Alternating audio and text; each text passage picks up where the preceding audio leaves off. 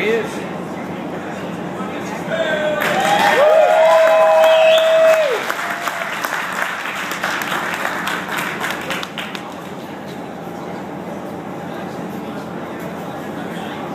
All right, ground rules. As I said, we're going to ask one question per person. If we have a little time, maybe we'll get back for a second question. But without further ado, let me introduce the driver of the number 29 Budweiser Chevrolet of Richard Childress Racing, Mr. Kevin Harvick. Thank you. By the way, two-time winner here too as well. Yeah, this has been a great racetrack for us.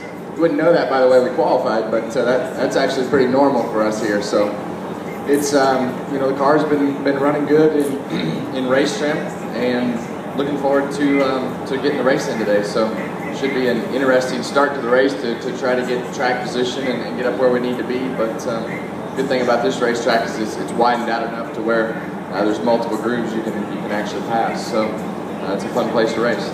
A lot of your friends in the media are saying this is going to be the best chase ever. Would you agree with that? The best chase field? Well, I don't know if I agree with anything that the media says. So, you know, people have asked, you know, who's the favorite, who's this, who's that.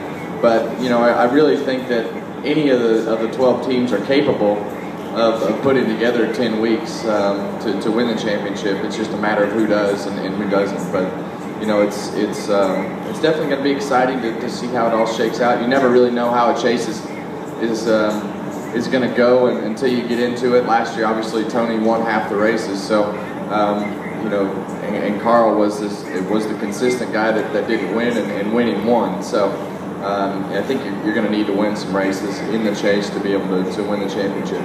Is there anything you could pick up from Tony from last year? I mean, obviously you're good friends with him. Is there anything you learned the way he went into the chase? Because you're kind of in similar situations. You know, he hadn't won a race going into the chase last year. You haven't, and then he gets on fire. I mean, he starts off in Chicago with the win, and he goes on and wins 5 races. Did you learn anything from that at all?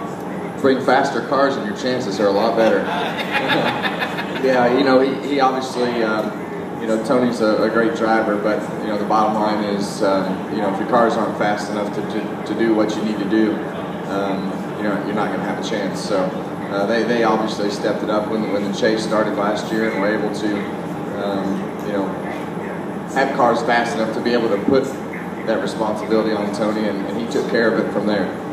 All right, we're going to open up for questions here. Let's raise your hands. Anything you want to ask Kevin Harvick about this year? All I ask is just give us your first name and where you're from.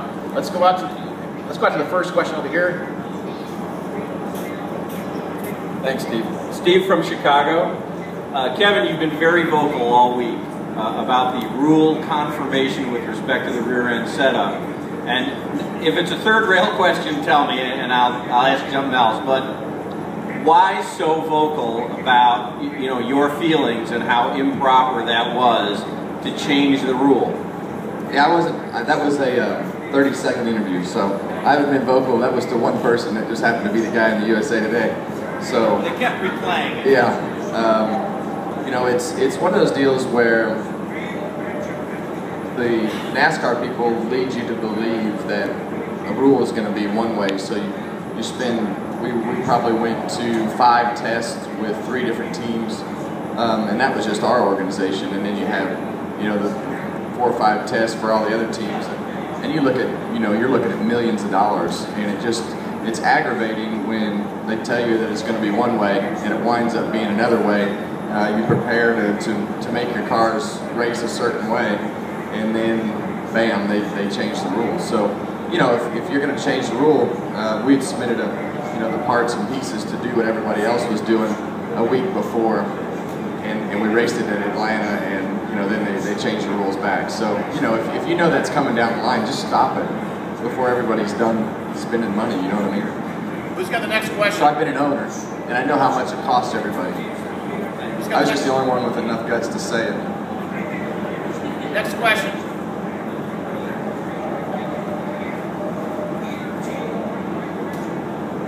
Kevin, congratulations on making the chase. What's it like being a new dad? Yeah, it's been interesting. You know, Keelan is, I guess, 9 weeks old today.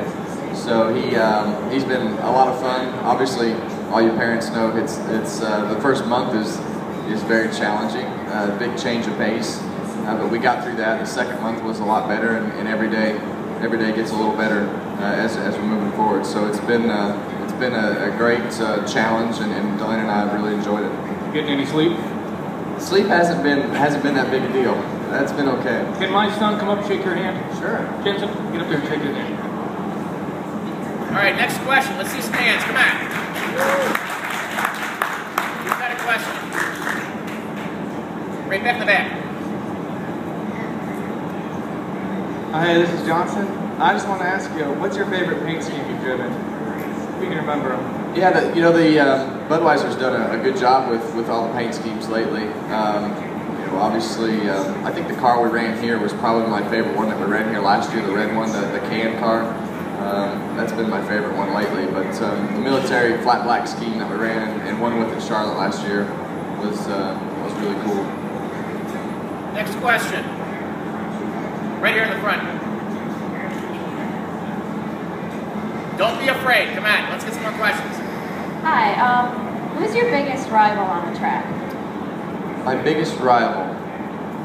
Well...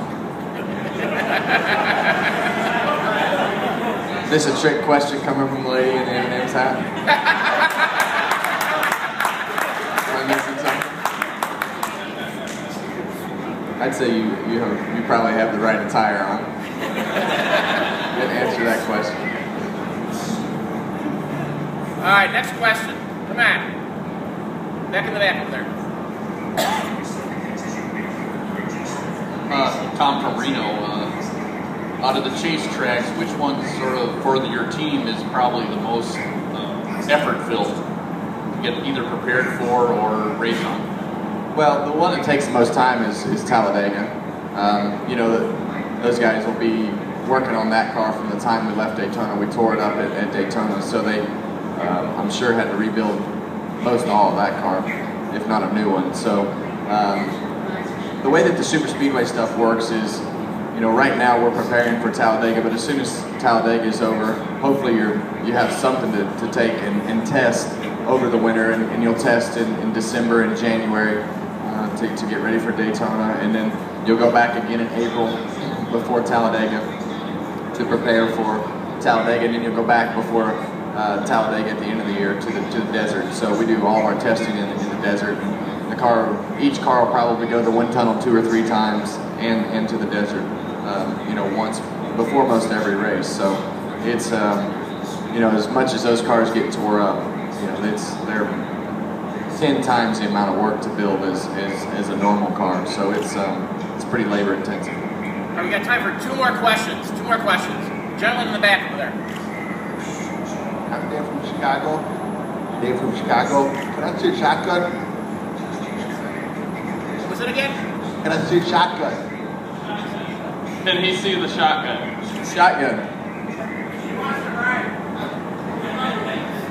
Oh, you want to ride shotgun? That means you'd be the first one to hit the fence if something happens. It'd be a little extra cushion, but the right side weight might be a little bit of a disadvantage. One more. Going once. Okay, got up there in the front.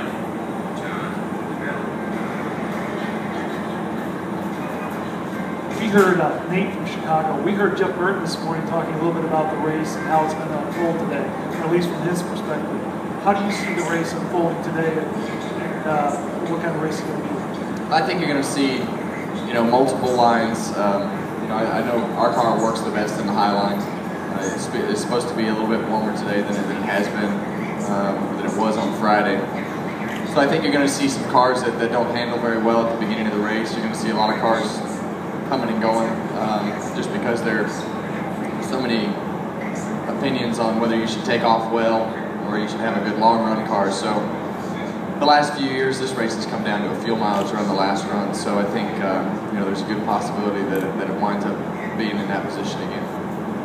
All right, we'd like to thank Kevin Harvick, the driver of the number 29 Budweiser Chevrolet Racing. Great questions. Let's give a good hand for him today. Thank you guys.